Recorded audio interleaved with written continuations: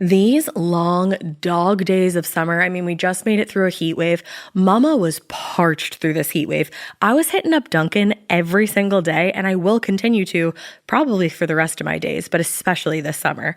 Dunkin' is helping everyone stay cool this summer with its lineup of refreshers.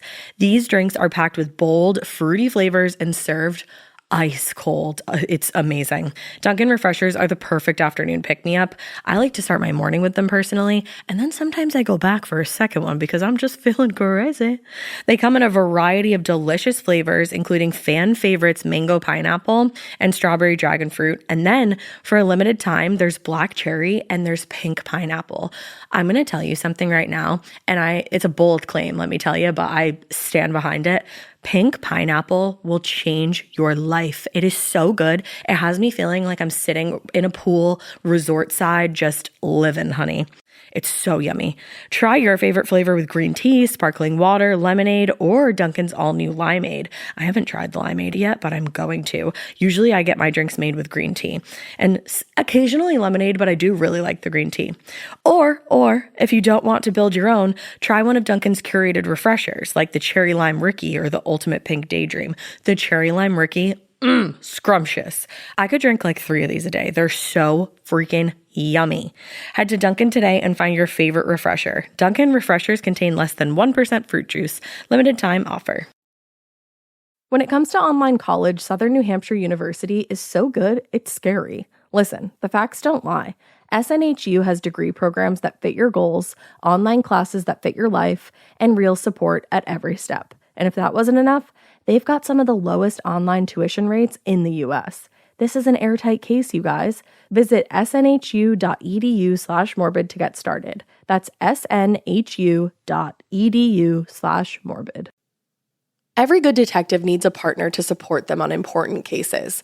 Think of a State Farm agent like your sidekick, there to help you along the way in your search for coverage. State Farm can help you choose the coverage you need, whether it's for your home, car, boat, or even RV. With so many options, it's nice knowing you have help finding what fits for you so you can get back to solving all of life's bigger cases. Go to statefarm.com or use the award-winning app to connect with a local agent and get a quote. Like a good neighbor, State Farm is there. Hey, Weirdos. I'm Alaina. I'm Ash. And this is Morbid.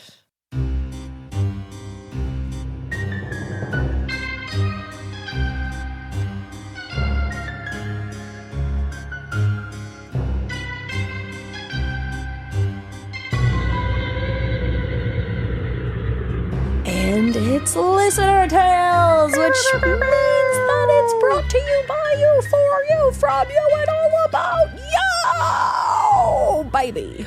Whoa. I don't know. I don't know. Shrugs. Large shrug. I don't know. Shrug, shruggy shrug. We love a Listener Tales moment. I do. know this. We know this. Everybody knows this. Listener Tales 5 fucking ever. It always feels like we have not done a Listener Tales episode in 46 years. I know. Every time. It's so weird. Yeah. And it's like, nah, it's only been a couple weeks. Few weeks. Yeah, like a few. Yeah. Because a few is like 3 or more. Right? Like, in case you didn't know. Yeah, so it really hasn't been that long, but every time I'm like, we haven't done this in 3 years. Isn't that weird? It is weird. Time I think that's weird. the only thing I've said in response to. I'm sorry. Yep. Yeah. I was like, I'm just like, how weird is it, though? She was just like picking at her nails, being like, that's so weird. But no, I was So listening. weird. That was just my genuine response. I was like, I did have a little bit of pizza sauce under my nail, which is really gross. You did not need to share, but you did. Yeah, I'm an for open that, book. We are appreciative and also horrified. Also, I just ate pizza for lunch. Like, that's not old. Yeah, like last night she just had pizza. For lunch. It's right there. I can still see it. It's not old, I swear. No, I washed my hands. That's prostate. I know, I actually did wash my hands. Damn. That's even worse. I know. Yikes. Didn't do a good job. Well, guys, less about me, more about you. Less about my hygiene, more about your tails. I'm gonna kick you. I'm gonna kick you in the shin. Would you like to go first? Sure, I'll go first. Why don't I start this out with a bang? Oh. Listener tale, the time I babysat for a cold-blooded killer. That'll do it. That will do it. Let's see. Oh, we have a putafa. Hi, Ash and Alaina. This is Allie, which is my real name. Use it all you want. Allie, Allie, Allie, Allie, Allie, Allie, Allie, Allie. It just makes me think of James Kennedy going, Allie, Bally. There you go. And this is a listener tale for you. Good, because it's a listener tale episode. There you go. Like most things in my life, I'm going into this email with no preparations beforehand, so I apologize. I'm kind of just typing things up as they come to me, but I'll try to keep it as straightforward as I can. First of all, can I just say that I love you ladies? You can, because I love you too, Allie. I also love you too, Allie Bally. I'm just going to fangirl for a minute if you don't mind. To be honest, I've never been much of a podcast person, but I came across Morbid when I was on maternity leave at the beginning of last year. I had a baby girl on December 28th of 2021. She shares your birthday, Alaina. No big deal, no big deal. She's a Cappy. We love it. Real talk. We named her Fiona. I love that name. And that was also on your list. That was on my list. That's I crazy. love that name. That's a really That's pretty name. weird, yeah. She was actually born one day after my own birthday. Oh my gosh, we're all Cappies together. So you and I almost share a birthday. No big deal, no big deal. Capricorns forever. Hell yeah. My God, imagine being in Look at labor us. on your birthday, though. I hope you weren't. If you were what? If she was in labor on her yeah. birthday, that's not a great birthday. But like you're getting like a baby out of it. That's the greatest So that's part. good. Yeah. You know, you got a birthday present after your birthday. There you go. Look at it that way. Anyway, while on maternity leave, I spent the first month or so of sleepless nights binging a lot of television. Eventually, I started to go a little stir crazy sitting on the couch all the time and decided to try to find a podcast I could carry around with me as I did house chores, took the baby on walks, etc. I had just finished rewatching a ton of old X-Files episodes. Love that so much. My favorite television show in all of history ever, and was still feeling that spooky vibe. I had never heard of Morbid or you guys. Tragic, I know. So when I searched true crime podcasts and saw Morbid pop up, I randomly clicked on a recent episode. Where is Brandon Swanson? Oh, that's You a know what's chilling really case. weird? Why do these things happen? I was just looking through our suggested cases Yeah. to like just kind of like compile a few of what you guys want to hear. And I just opened an email where someone said they just listened to the Brandon Swanson episode That's weird. and that they wanted like a different one covered. And I was like, whoa, that was a random episode. And then you just mentioned it again? Like, what a random fucking episode. Also, I was looking for cases last weekend and I was just like reading a bunch of different like countdown things online, and Brandon Swanson was one of the ones featured. What's going on with that? Like, that's weird. weird. Of all the cases we've done, I mean, we've Yeah. done almost, how many episodes? We're in 500 and something at this point? I don't Yeah, I even think know. we're close to 600. Yeah. That many episodes, and you mentioned the one episode I just opened a random suggestion that Yeah. also mentioned that episode. That's bizarre. Sorry, that's weird. Sorry. I hope something comes out of that. I don't know. No, But maybe it that's will. very strange. So- Stranger things have happened. It's true. So, well, you clicked on Where is Brandon Swanson and you never looked back. So I love that's that. amazing. And now I just hang out with you all week, every week. And because my daughter was the equivalent of a sack of beans back then, the sack of beans time goes by really fast. Aw. She couldn't understand a word either of you were saying. I was free to listen to as many tales of ghosts and decapitations and murdering assholes as I wanted without fear of traumatizing her. My daughter had a lot of issues eating and sleeping during her first few months. We later found out she had some undiagnosed food allergies. Aw. So postpartum was rough on all of us. Your podcast became a space for me to just escape a little bit. Thank you so much for hanging out with me then and now. You betcha. I love that. Okay, so my tale. Kind of forgot that's why I started this whole thing. Here we go.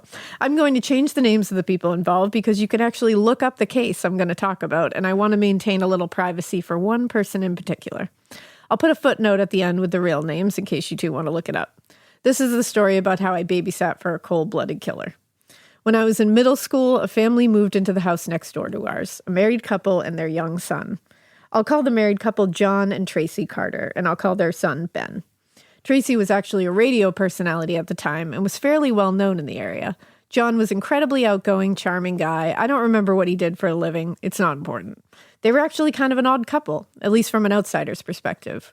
We lived on a very small and isolated street, 7 houses with a cul-de-sac at the end. Our little street had a lot of block parties at the time, so everyone knew each other very well. John and Tracy were at a lot of these get-togethers. To be fair, I was about 13 during this time, so I was more interested in teenage girl drama than anything adults were ever talking about. I do remember Tracy was being pretty reserved, a little standoffish maybe. John, on the other hand, was always boisterous, cracking jokes, and talking to anyone and everyone with ease. Now that I'm an adult myself, I recognize that I am the Tracy in this situation. I hate mingling and forcing small talk at block parties. It's literally the worst. Said a Capricorn. Sister? Yeah, I was going to say, that's your Capricorn in there. Said like a true Cappy. John and Tracy's son, Ben, was about 4-ish years old when we first met the Carters. He was the most adorable kid with a mop of blonde hair and a whip-smart personality. Oh. A couple years passed, and the Carters had become friends with my parents. To be more specific, John Carter had become friends with my parents. Tracy was a rare sighting in the neighborhood at that point. She worked a lot and also attended various functions and events outside of her job. I want to say John was unemployed for stretches of time, but I could be making that up. Like I said, my memory of what he did for a living is hazy. In any case, John would come over to sit on the back deck and chit-chat while Ben showed off a new toy or ran around in the backyard. Eventually, in the summer of 2002, I started babysitting for John and Tracy. I would watch Ben a handful of nights a month. It was an easy gig because Ben was an easy kid. I would see and speak with Tracy occasionally, mostly business, dinners in the fridge, Ben's bedtime is this, could you feed the hamster kind of stuff. Mostly it was John that would greet me when I arrive, ask questions about how school was going, and walk me the 10 steps home at the end of the night. I always felt very comfortable around John. He was a very harmless, fatherly vibe. He wasn't scary at all. False. Untrue. Incorrect. Oh. Ooh. One night in early 2003, I was babysitting Ben. We'd fallen into a routine. We were in the middle of looking through his dinosaur trading cards when John came home early. He seemed a little off, I guess. Kind of hurried and frazzled, like he was surprised to find himself at home as well. My 15-year-old self didn't make much of it, but I remembered I was supposed to be there a couple more hours. He didn't say much, which was unusual, and he didn't walk me home. Before I left, he asked if I could babysit the next night. It was a school night, and I had something going on, a test to study for or a project I had to finish, I can't remember. So I said I couldn't. That was the end of our conversation, and the last conversation I ever had with him. It was also the last time I ever stepped foot into that house. Oh, that's chilling. The next night, I was at home with my family. It was about 7-ish. I remembered American Idol was on that night. At some point, our dog started barking hysterically. Our dog was a Maltese terrier named Dart, and his piercing squawk was not my favorite sound, so I was yelling at him, shut up. Sorry, Dart. I was also not studying or working on a project. Sorry, John, but actually not, because fuck you for what's about to happen. No. No one bothered to investigate why Dart was barking because, like most dogs, he barked at innocuous shit all the time. About an hour later, American Idol was coming to an end and Dart was barking again. Ugh. However, when I glanced out the front windows, I saw a massive amount of flashing lights outside. There were police cars and emergency vehicles packing the street and parking in the grass. This was not common on our street, so a lot of gawking ensued by the surrounding neighbors. A police officer knocked on our door and asked if we had seen or heard anything unusual that evening. We had not. We later learned that John had shot Tracy in their master bedroom multiple times, while Ben sat at the table downstairs wearing headphones and playing video games. Oh my God. According to rumors we heard later, Ben heard the shots and asked what had happened. John told him they had dropped something upstairs. He told Ben that Tracy was going to stay home to clean up the mess while he and Ben visited relatives. John took Ben to his relatives, left, and called the police to turn himself in. What? Not a super thrilling end to the whole thing, but I'm glad he didn't try to flee with Ben or do something else horrible. Here's the thing. Whenever I think about that story, I can't help zooming in on the fact that I was alone in that house with that man. He asked me to babysit Ben the night of the murder, and I'm always torn on what that could have meant for his story. Would I have been there when he killed Tracy? Would he have asked if Ben could stay at our house so he wasn't home during the event? Would he have not killed Tracy because I was there watching Ben? Or did he honestly just think he needed a babysitter and this whole thing transpired after that conversation? I don't blame you for having so many fucking questions. What a horrible... Yeah. You did... I hope you have no guilt over this because that's a mind fuck. You were a 15-year-old kid and you couldn't babysit. Yeah. Like that's... But holy shit, I don't blame you for thinking through every single outcome that could have happened. That's crazy. I also wonder if Dart heard those gunshots because according to the loose timeline they put together, John would have shot Tracy near the time Dart started going off like an ill-tuned bugle. Dogs know, man. Yeah, they do. It breaks my heart that Ben was home when his mother was taken from him. I'm so glad he didn't witness the killing, and I'm so glad it didn't turn into some crazier murder the whole family then commit suicide type of thing. I was so worried for that. Me too. Where this was going. I was too. I changed their names in the story for Ben's sake. He's out there somewhere trying to live his life after losing both of his parents to this horrible tragedy. He'd be in his mid-20s by now, which is bonkers to me. Mm-hmm. I don't know why John killed Tracy. Articles about the case say that the two had marital problems and that John was struggling with suicidal ideation and mental illness. Either way, he's still a murdering asshole, and I'm not going to try and throw logic at any of his actions. So that's the story of how I babysat for a cold-blooded killer. As you can imagine, I didn't take a lot of babysitting gigs after that. My parents still live in the house I grew up in, and the Carter's house has gained a reputation for being cursed. To add to the weirdness, about a month after Tracy's murder, an older woman showed up on our street. She was standing in the road staring up at the Carter's house. I had just gotten home from school and was taking Dart out to pee. The woman called out to me and asked if I knew the woman who had been killed. I figured she was just a nosy broad and told her that yes, I knew Tracy. She told me she was gathering flowers from Tracy's yard to add to the memorial wreath her church group was making. It was February, and there were definitely no flowers growing at the time, so okay.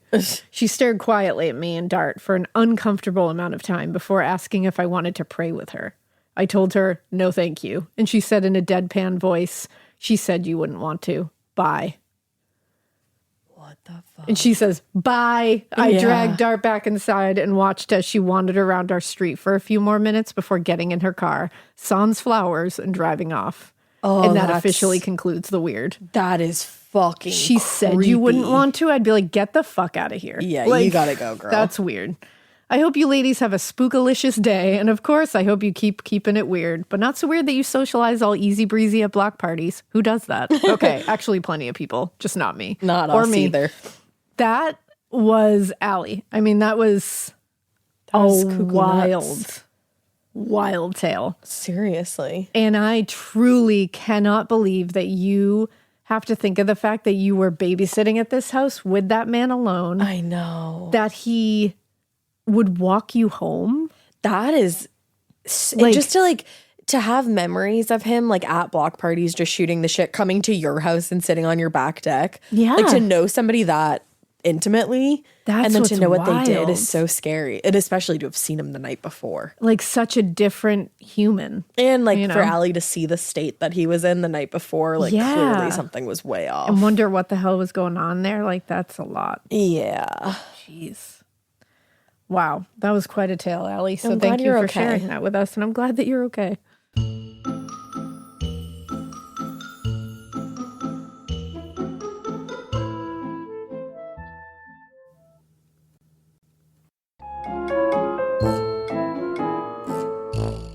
All right, my next one is Listener Tale, the ghost of very much alive me, a growl, broken mirrors, etc. Woo. Hello, you fantastic weirdos. My name is not Ralph, but that's the name we'll go with. I also changed the names of everybody in this story for their privacy. It's nice to finally be sending this listener tale to my best friends. But I must say, for being my best friends, you sure never respond to my awesome commentary as I'm driving, cleaning, cooking, etc. And you usually interrupt my astute observations. What's that about? I'm so sorry. I feel Our bad, terrible. Ralph. Like every other listener, I must say, you two bring me so much joy and entertainment, the latter of which is not easy to do as I'm a psychologist in a prison, hence the fake name. So I hear some wild shit on a daily basis. I bet. I'd love to regale you with more stories, but we haven't the time right now. I'm not going to apologize for the length nor encourage you to edit as you see fit because you've made it abundantly clear time and time again you will do no such thing and apologies are not needed. Hell no. Never! And let's be real, this story is perfection just the way it is. However, I will say there are a lot of commas in here as I am not really sure how to use commas versus semicolons. Really, who understands grammar? Here's a little secret. No one. No one. No one does. I thought you were going to really No. drop some hot grammar news on us. Getting paid twice a month doesn't mean money is scarce. It just feels that way. That feeling makes you do weird stuff, like putting things on a card you didn't need to. Earnin removes that feeling. With Earnin, you can access up to $150 per day of money you've already earned, plus up to $1,000 between paychecks. Standard transfers take 1 to 2 business days with no mandatory fees, and expedited transfers start at $3.99 and cap at $5.99. 5 million people are already on it, and honestly, it's wild it didn't exist sooner. Download Earnin on the App Store or Google Play, spelled like earning money without the G. Type in Morbid under podcast when you sign up. It'll really help the show. Earnin is a financial technology company, not a bank. Access limits are based on your earnings and risk factors. Standard cash outs take 1 to 2 business days with no mandatory fees. Expedited transfers available for a fee. Tips are voluntary and don't affect the service. Available in select states. Terms and restrictions apply. Visit earnin.com for full details. Chilling crime cases are mysterious, but finding coverage shouldn't be. With the State Farm Personal Price Plan, you have options and can personalize your plan to help create an affordable price so you can get back to cracking all of life's bigger cases. Talk to a State Farm agent today to learn how you can choose to bundle and save with the Personal Price Plan. Like a good neighbor, State Farm is there. Head to statefarm.com to get a quote. Prices are based on rating plans that vary by state. Coverage options are selected by the customer. Availability, amount of discounts and savings, and eligibility vary by state. No one understands grammar. The only thing that I remember about a semicolon is you use it if you're going to list. A list. That's the only thing I remember. It. But other than that, I'm just really glad that I have an editor. Yeah, there you go. So there's that. I put a lot of commas everywhere whenever I write something. I also love the confidence here. Like the you know, that they feel like they're like, this is perfection. So don't change it. So and it's I know fine. you won't. Like, I know you won't, and that's okay, because this is perfection. Good for you. I love that. I like that. I am a man of science, like a nerd who loves to hit up journal repositories and go down the research rabbit hole. Same. With that said, I have so much weird shit happen to me over most of my life that I am here to say with certainty there might be ghosts. I love this already. I love the way this person writes. I have no idea what's going on out there. Oh, same. This story involved my boyfriend and I. We will call him Bob, and 2 roommates who we will call Karen and Frank. Bob and I moved into Karen and Frank's 100-plus-year-old home in a semi-rough neighborhood of a large city. Rough as in, I heard gunshots all the time, and some literal drug users well under the influence walked into our yard, past a fence, picked apples off a tree more than once. I mean, I'm glad that's all they did. I mean, yeah. Let there be apples. At the time, I worked in an inpatient psychiatry unit at the Safety Net Hospital for the metro area. Basically, I worked with the most mentally ill patients possible. Like other hospitals could not handle them, so they sent the patients to us. Oh, wow. One patient painted their children purple. Not sure why, but she did. Oh, man. That's sad. That's really sad. I know. And as I said, I currently work in a prison, so I have seen enough shit, literally, I'm sure, to know what is and is not bonkers. And my haunted, ghosty house was bonkers. Side note, while walking through the partially lit supply closet on an overnight shift at the hospital, I felt a full hand, fingers and all, press up against my upper back and shoulder area as if to signal, hey, wait. My first thought was, what the fuck is a patient doing in here? I'm not in the mood. It's 4 a.m. I'm tired. But I turn around and no one was there. I'm pretty sure humans cannot fly, but I flew out of that closet and never went back during a shift again. I believe you. Oh my God. And never went back in during a night shift. I don't know why. He's like, I quit. I don't work there anymore. Back to the house. In the attic, there was this wooden box that was affixed randomly to the floor at the place where the floor and steeped ceiling met. I bet there's a much better way to describe that or some architectural term, but the latter probably would not help many. It opened on the front as if it were to be a little playhouse. Some might say a dollhouse. What was inside this random box, you ask? A fucking doll. Why? Why That's did what the I previous owner, a single man, leave nothing in the entire house except a doll in the attic box from hell? My question exactly. No one knows. Oh, no. Also in the attic, a small portion was walled off with a door. Inside the room/coffin were claw marks, deep claw marks near the door jamb. That's Again, not okay. Why?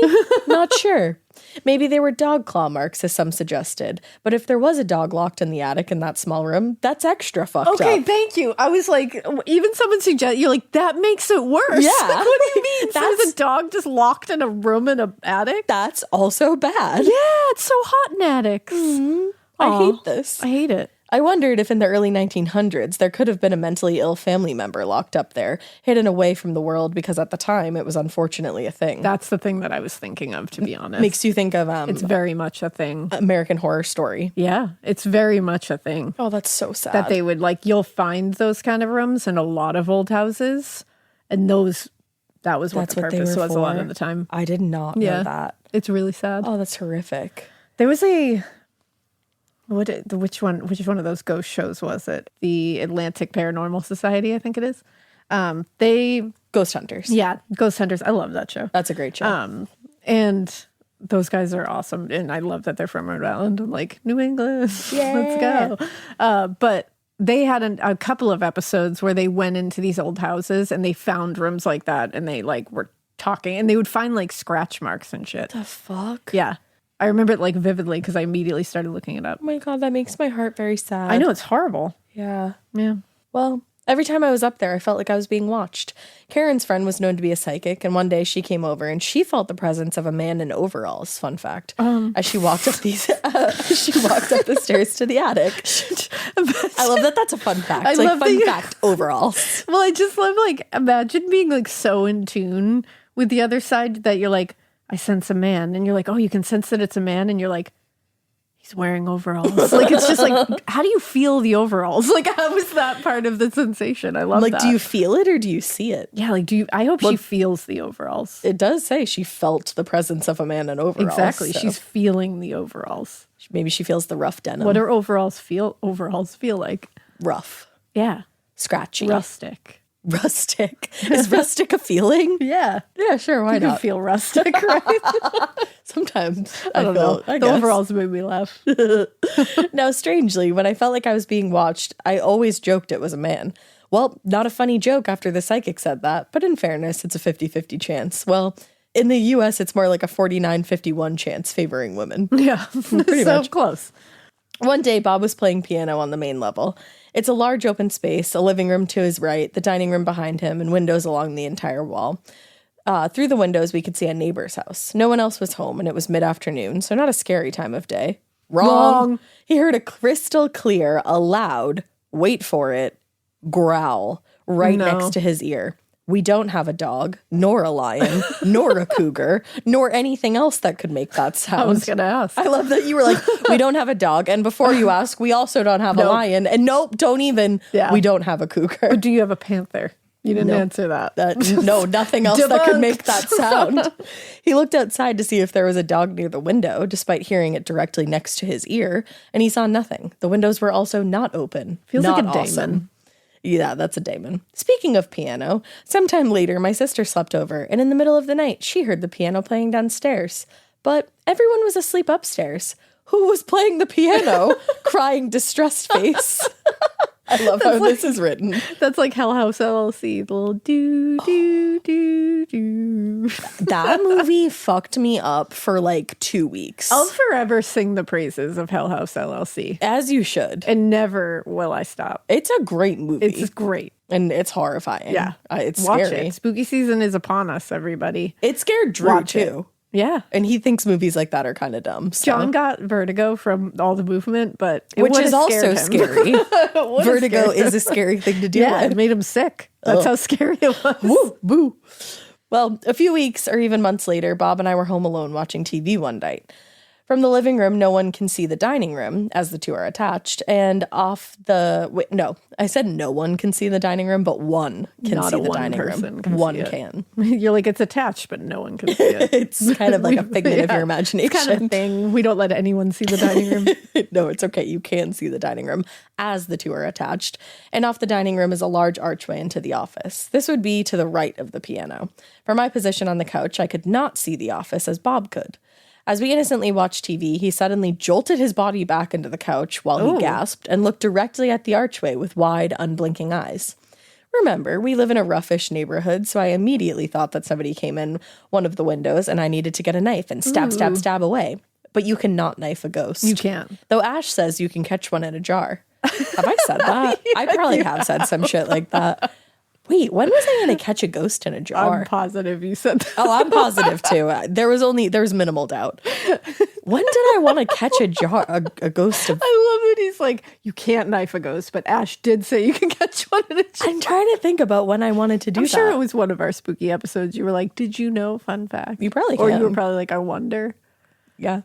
You probably stated it as fact. I just bought a bunch of mason jars the other day, so Maybe you're thinking, because there are, isn't there like a place where you can buy a ghost or adopt a ghost in like London or something? It's like in Europe. That's really like gambling. I think there's like a place where you can, I'm going to look it up because I'm sure people over there are like, you dumbass, this is what it's called. How do you like pay for that? Hold on.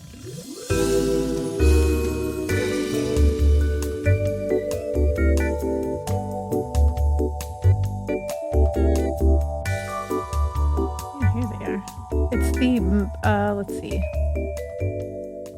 Matlock Ghost Emporium. Yeah? What does a ghost cost you? Let's look at about. Because I think it's supposed to be that like each ghost has like a real ghost. Oh my god, they're so cute. I want them. Don't. Don't. I think we have one.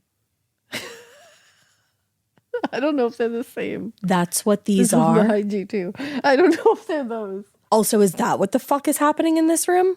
Nah, those have been a while. We got those a while ago. Yeah, and we've been haunted for a while. And one time the TV fell on my head.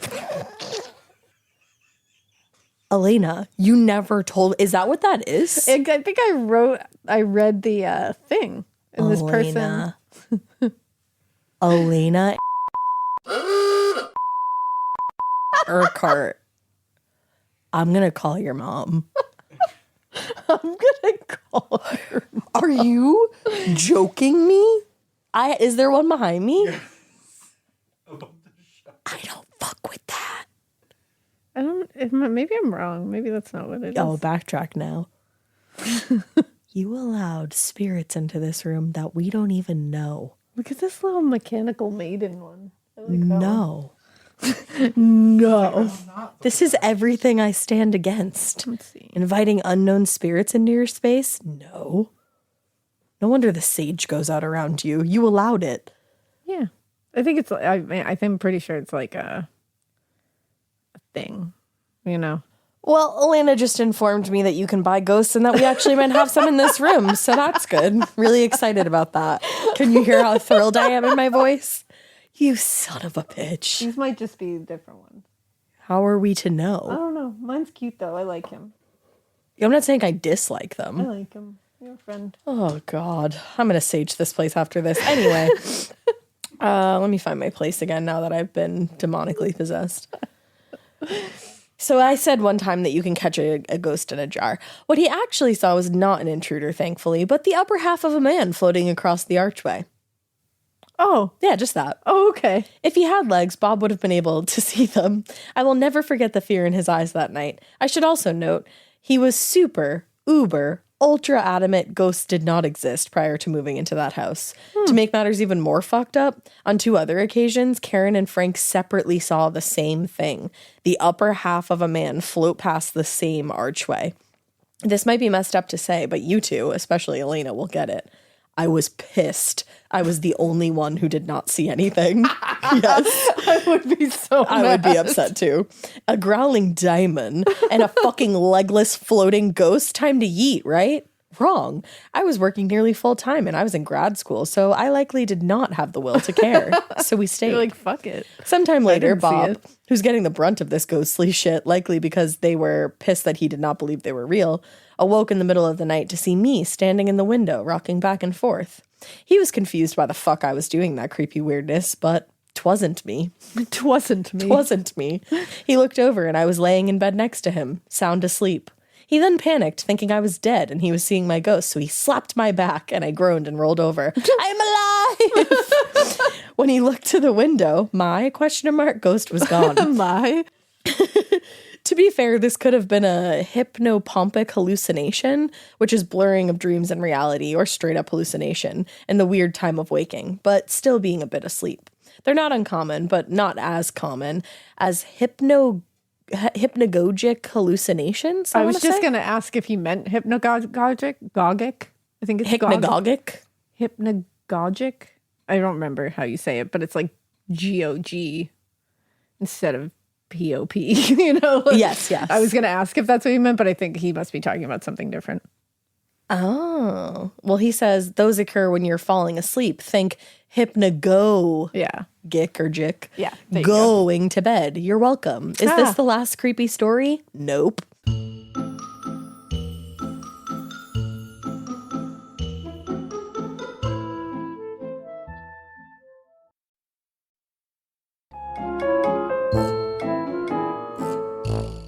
Good. One drunk night, a bunch of friends were over and we were playing games in the living room. Upstairs, the friends' children were sleeping. As we innocently play games, laugh, and have some of this world fun, some ghost twat was like, nah, no more fun. I assume this is what they said because we heard a very loud shatter upstairs. As there were literal children up there, we all ran up the stairs to check on them. Their door was closed, and upon opening it, they were undisturbed. Odd because that shatter was very loud, though children can sleep through a tornado. Lucky. Yeah, it's true. Down the hall in another room was a shattered mirror. Haters be like, oh, it just fell off the wall. But guess what? It fucking did not just fall off the wall. I love haters be like. And then I love, it fucking did not. The mirror was hanging by a wire on a screw. The screw was unmoved, nor was it slanted downward. So the mirror did not and could not slide off. The wire was also unbroken, so the mirror needed to be lifted off the screw. It's fucked up. That twat ghost lifted the mirror off the screw and threw it on the floor. That's bitchy. Karen put a new mirror in the same place, a full body mirror, which was leaned up against the wall. What happened to that mirror? I'm glad you asked. It too broke mere days later. But did it simply slide down the wall and break when landing on its... This part of the show is brought to you by Anua, the Korean skincare brand known for scientific, gentle, yet effective formulations. The latest from Anua is the Retinol Collagen Gua Sha Cream, a firming cream with a gua sha-shaped tip built right in. Have you guys heard of gua sha? It's that viral massage tool that moves fluid and tension out of your face. Less puffiness, a snatched jawline, honey, more definition in your face. Retinol firms and reduces fine lines, and collagen keeps your skin plump and structured. This cream has both of those things, arguably the most optimal combo for that snatched, lifted look all in one step. I am obsessed with the Gua Sha cream. First of all, it feels so cool to the touch. When you put that on your face, it's just like, this is lovely. It's like a little spa treatment that you can give yourself. I like to do mine at night after I get out of the shower. I rub the cream on my face with the little gua sha. I'm sculpting that jawline, honey. I got it on the cheekbones.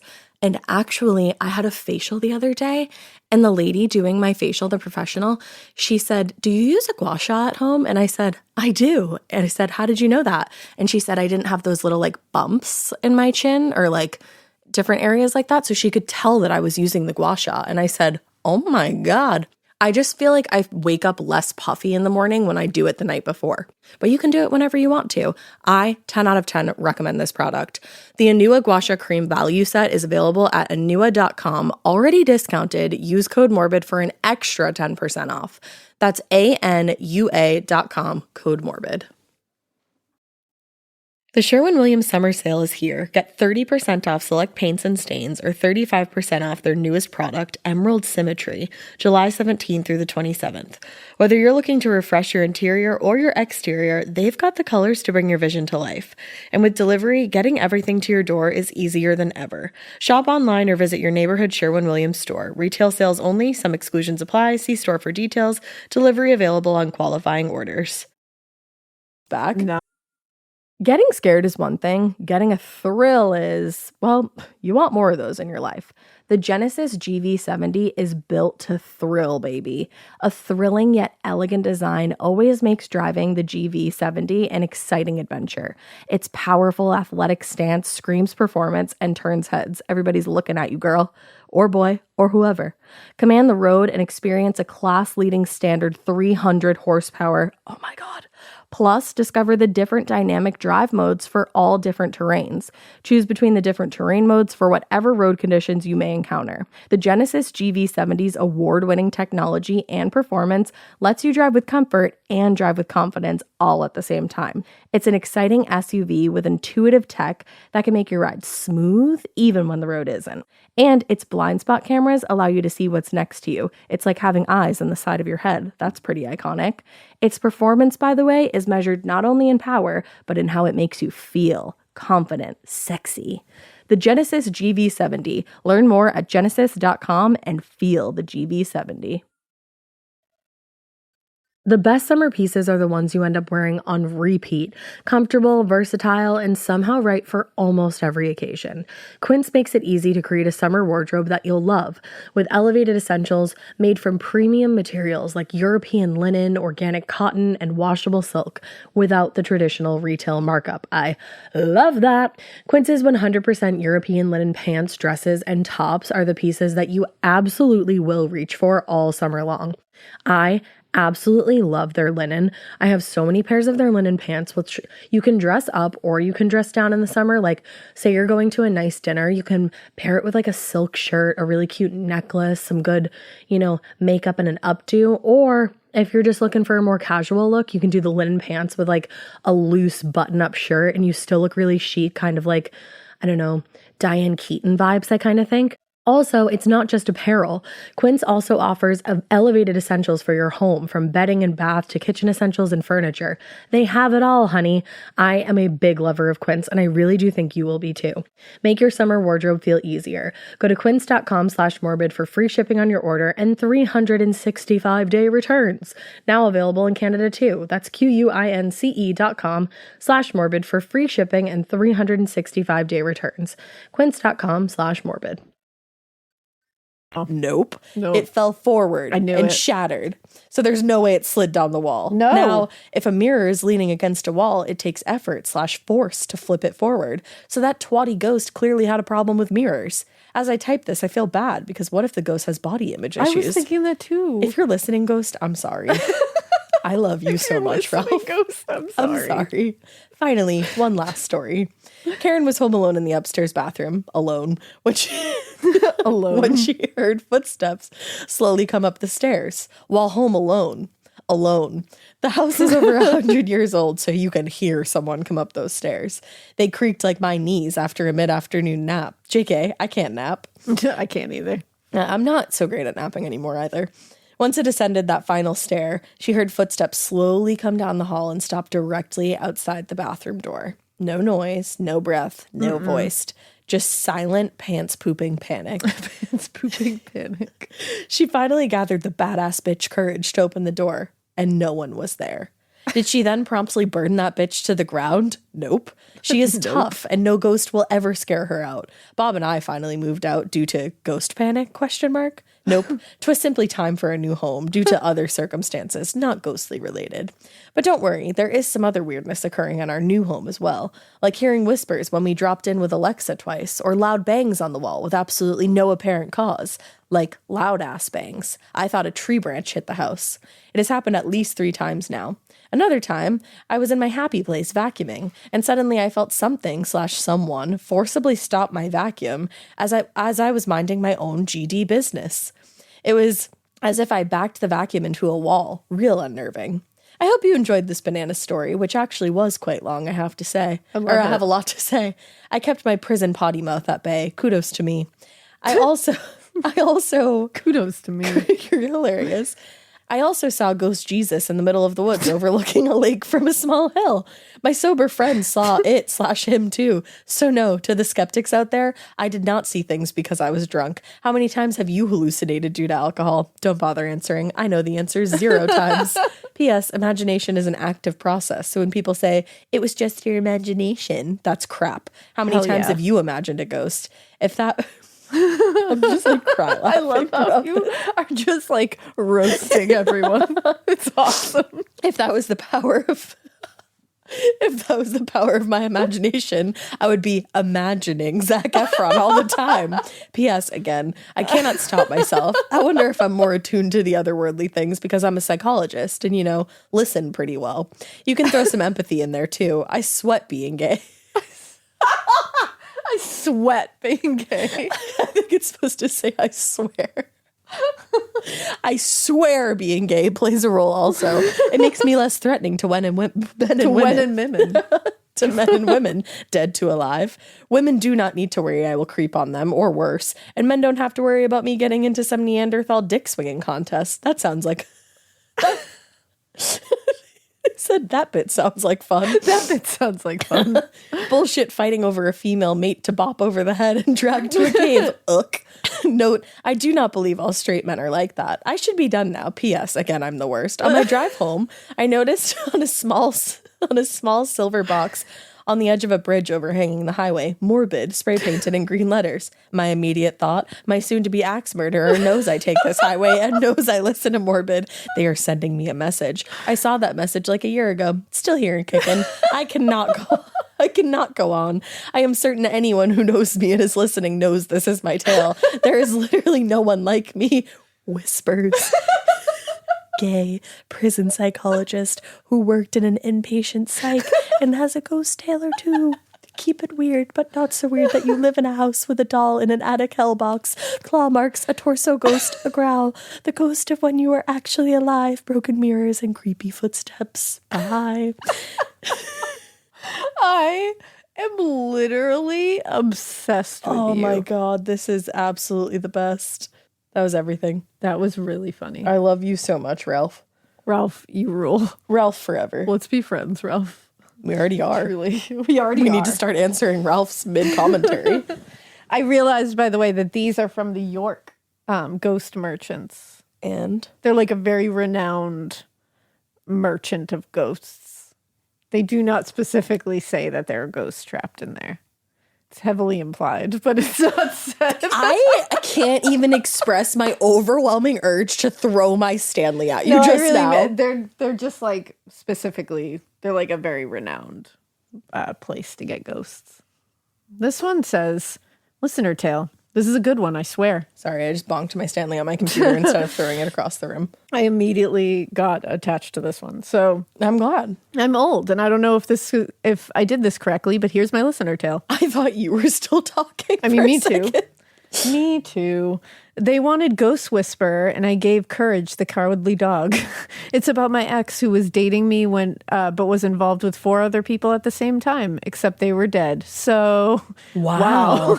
All right. Both of us just go, wow. Wow. Let's go. So, listener tale. They wanted Ghost Whisperer, but got Courage, the cowardly dog instead. Yeet. That show used to scare the shit out of me when I was little. Yeah. Ghost Whisperer. Or Courage, Courage the Cowardly Dog. Actually, I used to love Ghost Whisperer. Oh, damn. It used to be on at like 6 o'clock after all my other programs. I never watched it. Oh. That's Jennifer Love Hewitt, right? Yep, it is. Yeah.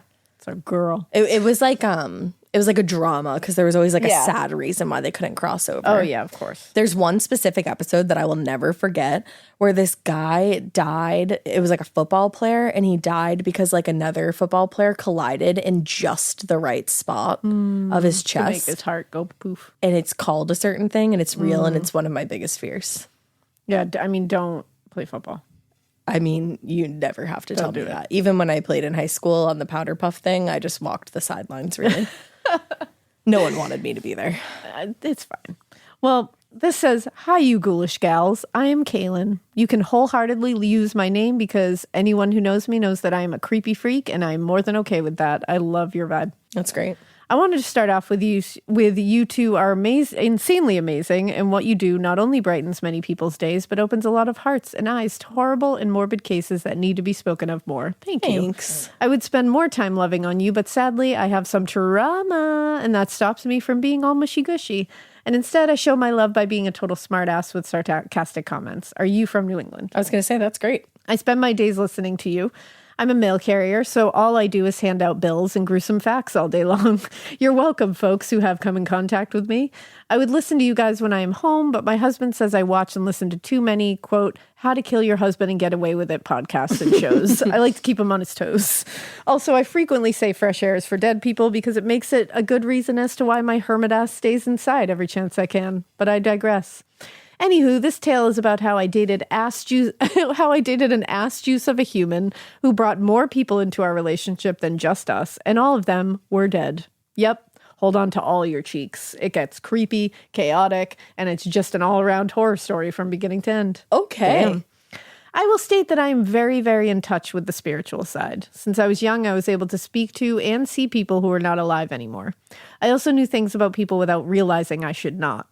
I told my uncle that his girlfriend was going to try and kill him. I was 5. And yes, she in fact did try to kill him. So he thought maybe that was a good time to call it quits. Probably. I guess having a shit picker runs in our family or something.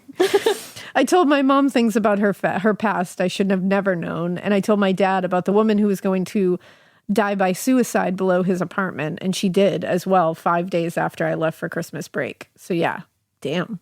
The thing is, the older I got, the more I cut myself off from it because I am a total and utter wuss. You're not a wuss. That's just like very overwhelming and very intense.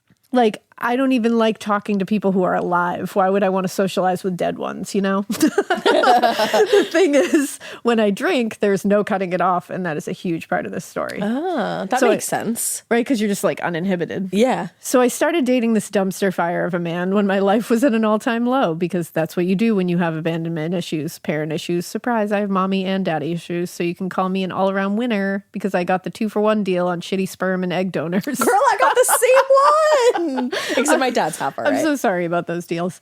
But and you know what? You are a winner because that was not your fault. Yeah, that exactly. You got dealt some shit cards. You just had to be here. Yeah, you're the winner here, okay? Winner, winner, it's you. Chicken dinner. Motherfucking dinner. We will call this guy X. It's funny because it goes off of his name and he's my ex. Ha ha ha ha. Ha. Yeah. LOL. We saw each other twice before he asked me to move states away with him. Of course, because I do everything I shouldn't. I have to do it just to make sure I shouldn't. I told you, drama. So I gather a suitcase of my things and move across states with this guy. Things seemed off from the very beginning. He was in the military and lived off base. The day we got to his house, he left to go in the field. The house was nice, but I just couldn't shake the feeling of it having a really dark presence to it. At night, lights would go on and off. The TV would blare at 3 o'clock almost every single night. He had this huge mirror that sat across from the bed, and it gave me the chills every time I looked at it. I hated being alone there. Not supposed to have a mirror at the foot of your bed. Oh, yeah, you always tell me that. Actually, there's a mirror at the foot of your bed, isn't there? It's off to the side. It's still at the foot of your bed. You should actually move that. Why? What is the It's like a whole portal. But isn't it a portal no matter where it is in the room? If it's, there's some reason why if it's at the end, it's like, I don't know if it's like a feng shui thing or something like that. I think it's feng shui more than a portal. But that's like spiritual too. Is it? Yeah. All I know is I don't like it. I don't know where else to put it. I mean, it looks good where it is, but I'm like, I don't know. It looks good. maybe that's why there's a second you, bitch. Maybe. I've created a portal with my... Put it back where it was before. It looked fine there. But that's also right to the side of the end of the bed. Way less close, though. I don't know. This feels nitpicky of the spiritual realm. Hey. That they're like, I bet they would be nitpicky, though. If I'm 5 centimeters to the right, then it's okay. But if I'm facing it... Laugh now. Like, I don't know. I won't be laughing when you get dragged off to a weird portal in the middle of nowhere. Damn. Do you see? I said I wouldn't be laughing. But damn. What? I'd be upset. The fuck? I didn't know that was supposed to happen. I don't know what happens. I'll move it slightly to the side. You should. To make you feel better. Thanks. I'll do that for you. You should put it like, we can talk about your mirror later. No, let's talk about it now. No, I wonder where should I put my mirror? Guys, where do I put my motherfucking mirror? She'll take Instagram votes later. Yeah, tell me. Send me DMs. Where do I put my mirror? Blanche comment on this episode post. Yeah, there you go. My dogs are speaking about it right now. I think you should get rid of it and move treats there. Look, I don't know. I like looking at myself. So I hated being alone there, but I also know he would be home soon. So yay, he comes back home 3 days later and surprises me with a bottle of tequila. I was like, oh, sir, don't tempt me with a good time. We started taking that bottle down like it was the last bottle of water we had and dying in the desert. I mean, it's unhealthy, but your girl could throw it back then. Now I just throw up. I got drunk, and then I started to sense there was more to this apartment than just being dark. He was dark. He had this horrible thing that was attached to him, and I could feel it. I could feel her. That night, I felt and saw a gray, thin woman watching us from the hallway. A gray, thin woman watching you from the hallway, you say? That sounds like It Follows. I hate that. That's exactly what that sounds. I hate that. Watching us from the ceiling? So first watching the him hallway, mostly. Watching him mostly. My like from the shit would be ceiling. up. I'd be like, you get your eyes somewhere else, bitch.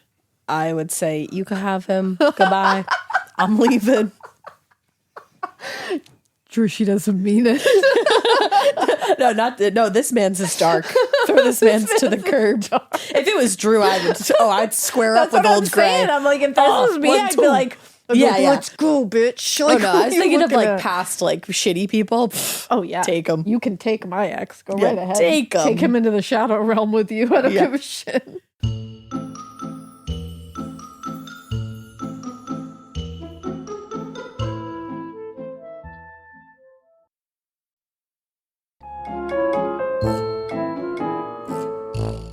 All right. So yeah, thin gray woman watching from the hallway, watching from the ceiling, watching him mostly, but she knew I could feel her around us. How do you know what? She knows this. The best visual I can give is if the Grudge girl was in all black and white. Oh my God, I hate it. When you said the best visual, that's the worst visual, actually. I told him what I was feeling and that she had made her presence known to me, and he stopped and just stared at me. I thought he thought I was crazy, but instead he told me since he was a little boy, he had an attachment. His family, who practices Santeria, tried to do everything they could to protect him from it, but this succubus wouldn't let him go. Everyone go Google what a succubus is. That's the ghost that fucks you, right? Googles. The way you just... It's a sex one. The way she looks so serious at me. She was like, I'm correct, right? Leave it in. Oh, man. That's that kind of ghost. That's that kind of ghost. And now that I was there, she was angrier than ever. Again, I gotta go. You could have him. I gotta go. Getting scared is one thing. Getting a thrill is, well, you want more of those in your life. The Genesis GV70 is built to thrill, baby. A thrilling yet elegant design always makes driving the GV70 an exciting adventure. Its powerful athletic stance screams performance and turns heads. Everybody's looking at you, girl, or boy, or whoever. Command the road and experience a class-leading standard 300 horsepower. Oh my God. Plus, discover the different dynamic drive modes for all different terrains.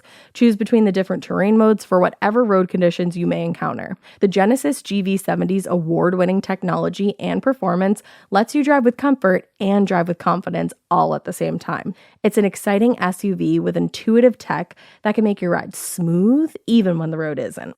And its blind spot cameras allow you to see what's next to you. It's like having eyes on the side of your head. That's pretty iconic. Its performance, by the way, is measured not only in power, but in how it makes you feel confident, sexy. The Genesis GV70. Learn more at genesis.com and feel the GV70. Do you remember in school when you just knew that your teacher had a favorite of everything? They would always use the same blue dry erase marker when they wrote on the board, or they would talk nonstop about their favorite element during science. I had a teacher once that literally had a favorite brand of marker. She would only write with specific markers, and if another marker ended up in her classroom, she was TO'd. And honestly, I was probably her favorite student because at the end of the year, I got her that specific brand of marker. Let's talk about their real favorite thing, though. Their favorite tissue brand. Kleenex. According to Teacher List, they are the #1 facial tissue trusted by teachers.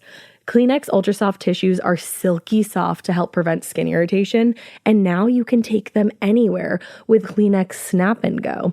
I absolutely love Kleenex Snap and Go. It's so perfect to have that in your car. I had a cold last week and I was just... Honey, my nose was a faucet. I hate to do this to you, but it was disgusting. Drew literally came out of our garage with like 15 of the Kleenex Snap and Goes, and I put those in my glove compartment, and honey, they were easy access. It was so nice knowing that I didn't have to blow my nose into like an old wrapper that I had. Ew. So do the best thing for your kids' teachers and stock up on the ultimate classroom favorite. Maybe it'll make them their teacher's favorite student. They definitely have a favorite. Don't even get me started because, again, you know it was me. For whatever happens next, grab Kleenex. Oh, we went to bed that night and I was awoken to death-curdling screams in my ears. It was as if my brain was screaming. Whoa. When I shot up out of bed, he was sitting up just looking at me. I asked him, X, did you hear that? Nothing. I asked again. He just kept staring at me and didn't even blink once. I had chills all over my body. I looked at him and realized it was as if he had turned to stone. No movement. I couldn't even tell if he was breathing. So I started shaking him, pleading with him to wake up and acknowledge what the fuck just happened. He never did. He sat there for 2 hours and never moved. Plenty of time for you to book a plane ticket and get the fuck out of Get there. out of there. I am not making this up. I wish I was, but that will live with me till I die. It was the first time I ever felt truly helpless and fearful of what the paranormal world could do. Yeah, I bet. I stayed there with him till he laid down and went back to his normal sleep. I couldn't sleep. I couldn't even put together what the actual fuck was happening. Did I dream this? Was I that drunk? No. It just got worse. When he would leave for the field, I would be awoken to the same scream. I hate the scream. I hate a scream. And one night while I laid there, I saw in that stupid, hauntingly creepy but beautiful mirror a shadow cross behind me. Mind you, the bed was against the wall. There was nowhere for someone to cross behind me. I jumped out of bed and told whoever was there to leave. They were not welcome. I cried. I straight up cried for hours. Trying to turn on the TV never helped. They would just turn it back off. That would piss me off. Yeah. I love The Office. It's like what calms me. I have to have the TV on at I'd night. be really irritated if I was trying to get in my cozy mood. Me And they were too. like, no, silence it is. That sounds like wait, I'll let you read the rest of this because it sounds like Poltergeist. Like Yeah, a because it says they would poltergeist. just turn it back off. They would blast the volume. They would shake the bed, shake the sofa. Every time he came back home, he was different, more angry at me for things. I wasn't allowed to use certain cups or plates. He told me that what I could and couldn't eat. He told me how to wear my hair and how to dress. It became a nightmare all around me. I'm so sorry. I know. He'd leave, and though it sucked to be alone, I almost felt like I had some time to breathe till the ghost stepped back into play. And yes, multiple. The more sad I became, the more I would drink. I know. I'm a healthy copper. 0 out of 10 would recommend. I think Coper probably. But sometimes you do what you think you got to do. Well, one night of drinking myself to sleep, I got a text from Mr. Wasted Space, and he tells me I need to be out the next day. That his leader found out he was dating someone and living with them while he was still married. Your girl lost it. After going on a full-blown hunt to find his said wife, I messaged her. I told her I had no idea and that I was heartbroken for her more than anyone. After us girls banding together, because that's what the fuck you do. Hell Good yeah. for you. I kept drinking that night because that's not what you do. And I let every single wall down. I started writing everything I felt and everyone who came to me. The succubus stayed back but let herself be known. Then an older woman came forward, long black hair, and definitely not a fan of mine. She told me she was his grandmother and did not approve of me being with him. Oh, another stepped forward, a soldier. He was young and extremely protective over me. He told me I was safe, but I needed to leave immediately. And then another man, mid-40s maybe, and had drowned in a lake nearby. He told me he had 2 children and a wife not even 5 miles away from where I was. Oh my God. I was writing scribbles everywhere, trying to coherently take in all their stories. 10 pages of stuff. Definitely looked like a doctor wrote it because it was my loosey-goosey writing stage of half cursive and half who knows what the fuck it is. These spirits came to me looking for the ghost whisperer, and I straight up gave them Drunken Courage the Cowardly Dog. Not my best moment, but definitely not my worst. The next day, I gathered my things and left the hell house. I will say, while moving my things out, I took every fork but one, and also took the microwave plate. The microwave plate.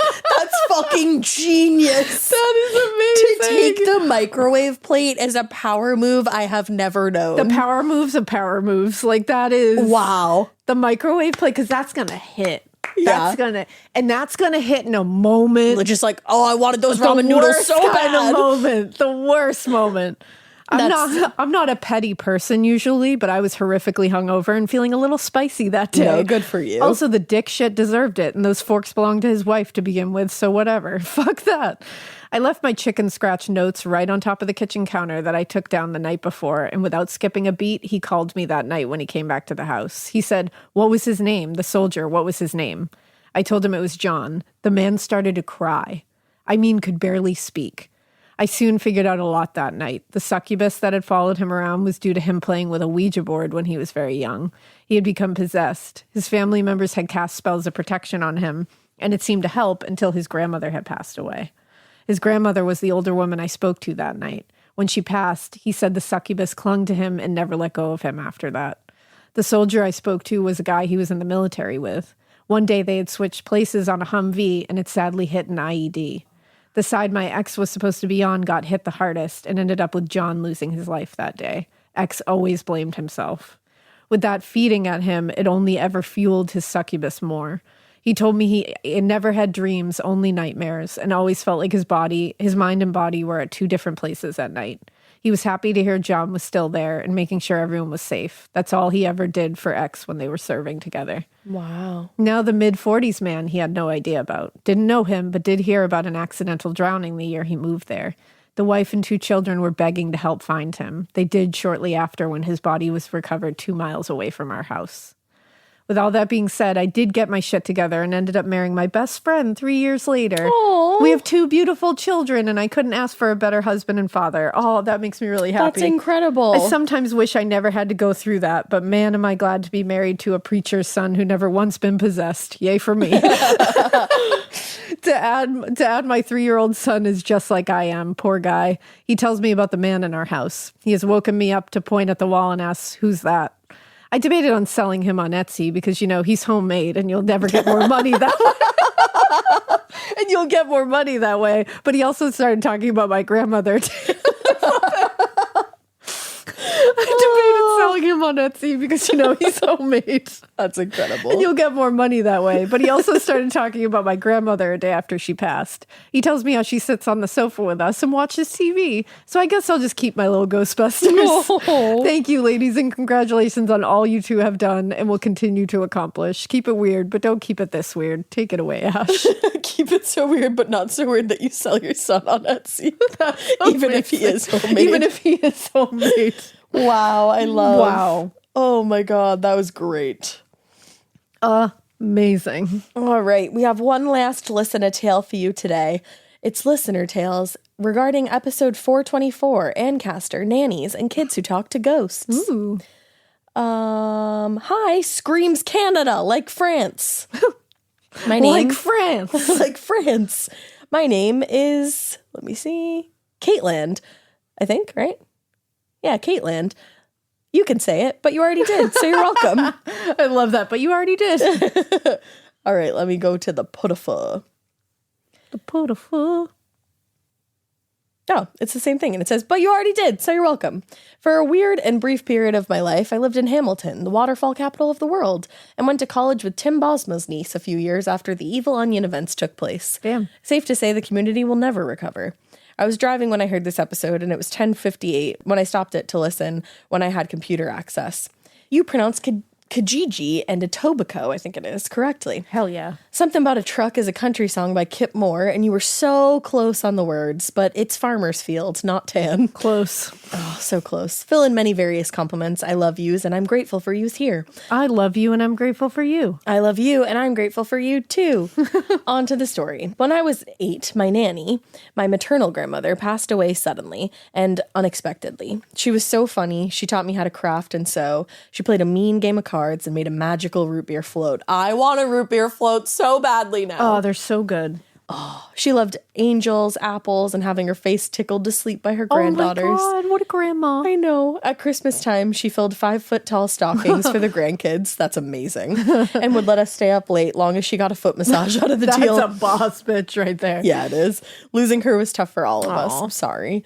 23 years later, my mom still thinks about picking up the phone to call her, and I never take for granted being able to call my mama. Oh. I had the odd, spooky dream about her when I was young, but never encountered her spirit until after she passed. My nephew, H, who was born 11 years after she was already gone, however, got to meet his great-nan through ghost tea parties. Oh my God, For a I few love days, this. I know this is great. For a few days, he was sitting or standing near a corner of my sister's living room and babbling away. My sister asked who he was speaking to, and he would always say, Nanny Buckley. Nobody in our family ever really called her that because she was just Nanny to us. But had she been with us to see great-grandchildren come into the world, that's what she would have been called. My mom was very excited to be Nanny to her own grandkids. It freaked my sister out, but she let it go because it didn't make any sense. My poppy, Roy, was having some health issues, and my sister was spending extra time with him. On a particularly hard day, H said to my sister, Nanny Buckley says hi back. Here's where my sister started to pay attention, because she talks aloud to my nanny when she's in her car alone. So hearing her 3-year-old say, your dead grandma says hi back, was slightly alarming. A little bit. He continued to have tea parties with her and would occasionally pass on a hello. H and I hung out one day while my sister took my poppy to the hospital for test results. The diagnosis was cancer, and the prognosis was not good. They returned home, and my sister happily chatted away with my nephew, pretending her world hadn't just been shattered by a guy with a clipboard. Our badass mom was a single hardworking mom to 4 kids. Our nanny and Poppy helped raise us and lived with us for most of our lives, so he was a best friend, a rock, and the glue to all of us. She asked H if he had tea with his nanny, and very knowingly, without knowing anything at all, because my sister was holding it so together, and I didn't even know the news yet, said, no, she was with Poppy today. He really needed her. Oh my God, stop. He had the odd encounter with her after that, but it didn't last too long. The bond he had with my Poppy was unbreakable. In the few short years they had together, they created a true lifetime of memories of going for quote-unquote coffee. Oh my God, stop. Coffee for Pop, watered-down hot chocolate, and a Timbit for the Oh. kid. A Timbit is a tiny donut hole, but way better, from Tim Hortons.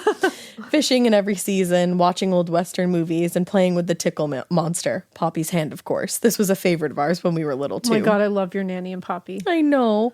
8 months after his diagnosis, H came to visit him at my mom's house, where he was being taken care of.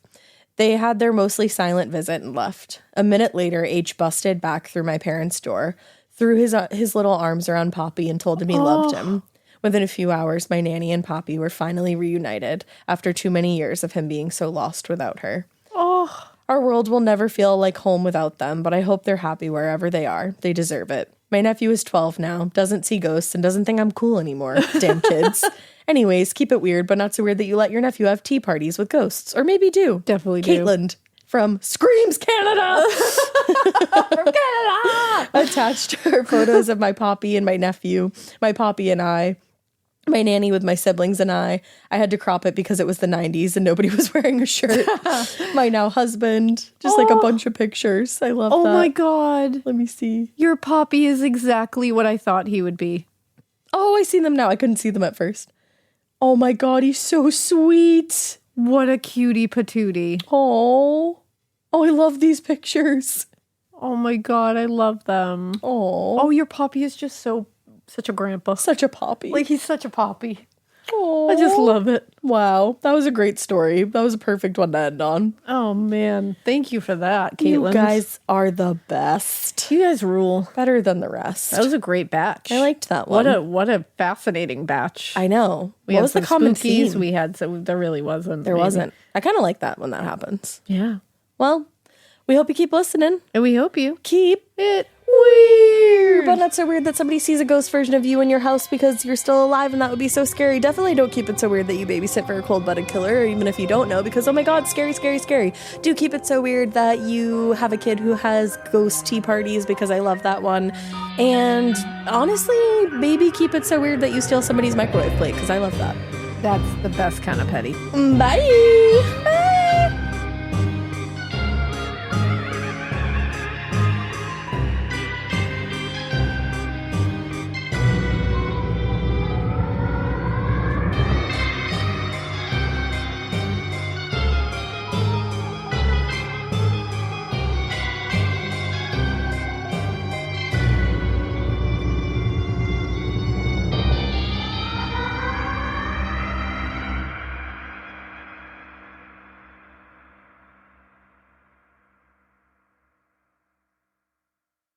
You wouldn't take financial advice from a 72 hours in a single day alpha influencer, would you? Same goes if you're in a car accident or any accident.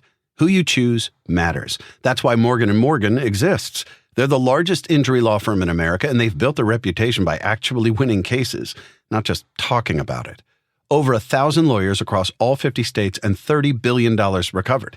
Injured? Go to forthepeople.com/podcast. That's forthepeople.com/podcast. In the U.S., there's a break-in every 26 seconds. But when intruders step near, Simply Safe Home Security steps up. Stop. This is Simply Safe. Police are on the way. Using AI alerts, U.S.-based live agents help deter break-ins. Simply Safe, no long-term contracts. Save 50% on your new system with professional monitoring at simplysafe.com/SXM or with promo code SXM. Outdoor deterrence requires a Simply Safe Active Guard outdoor protection plan starting at $49.99 a month. Visit simplysafe.com/licenses for alarm license information. Tennessee 2012.